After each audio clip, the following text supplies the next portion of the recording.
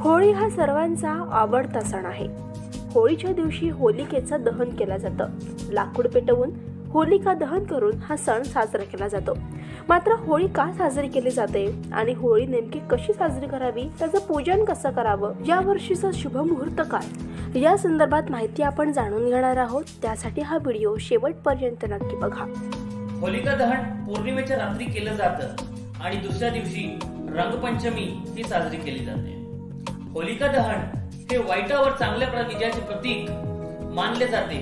या दिवशी श्रीहरीचे भक्त प्रल्हाद यांचा अग्नीही नाश करू शकला नाही, तर अग्नीने जळून न जाण्याचे वरदान लाभलेली होलिका ही भस्मसात झाली। तसेच होळी हा सण या दिवशी आपण शत्रूही मित्र बनून जातात आणि एकमेकांना आपण रंग लावतात। यामुळे होळी हा एक सण आहे ज्याला केवळ धार्मिक महत्त्व नाही तर बंधुत्वभाव वाढवणारा सण आहे। या वर्षी 24 मार्च 2024 ला पौर्णिमा तिथी सकाळी 9:54 सुरू होईल आणि दुसऱ्या दिवशी म्हणजे 25 मार्चला दुपारी 12:29 समाप्त होईल। होलिका दहन हे पौर्णिमेच्या रात्री केलं जातं, तर या वर्षी होलिका दहन 24 मार्चच्या रात्री होणार। होलिका दहनाचा शुभ मुहूर्त 24 मार्चच्या रात्री 11:13 ते 12:27 पर्यंत आहे। अशा स्थितीत तुम्हाला होलिका दहनासाठी एकूण 1 तास 14 मिनिटांची वेळ मिळेल। होलिका आणि प्रल्हाद यांच्या मूर्ती शेणापासून बनवल्या जातात।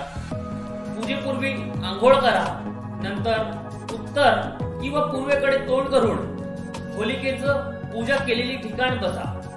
त्यानंतर होलिकाला रोडी, फुले, कच्चा सूत किंवा कच्चा कापूस, गुळ, संपूर्ण हळद, मूग, बताशा, गुलाल, नारळ, 5 किंवा 7 प्रकारचे धान्य आणि पाणी अर्पण करावे।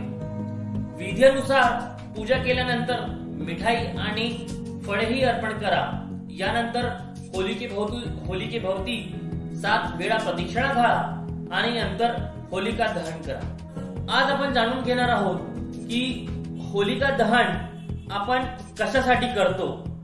तर एक वैज्ञानिक कारण याचं आहे की होलिका दहन जेव्हा होते तेव्हा तापमान वाढते।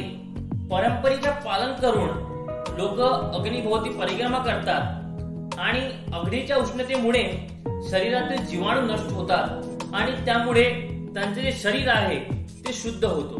तसेच होळी ही अशा वेळी येते जेव्हा लोकांना आळशी आणि झोप येते। थंडीपासून उष्णतेमध्ये बदललेल्या हवामानामुळे शरीराला थोडा थकवा जाणवते, म्हणून आपण प्रत्येक वर्षी हा सण होळी आपण साजरी करतो। तर होळी या सणासंदर्भात महत्त्वपूर्ण माहिती आपण या व्हिडिओच्या माध्यमातून जाणून घेतली आहे। Amita Shinde, news 18 local, Wardha.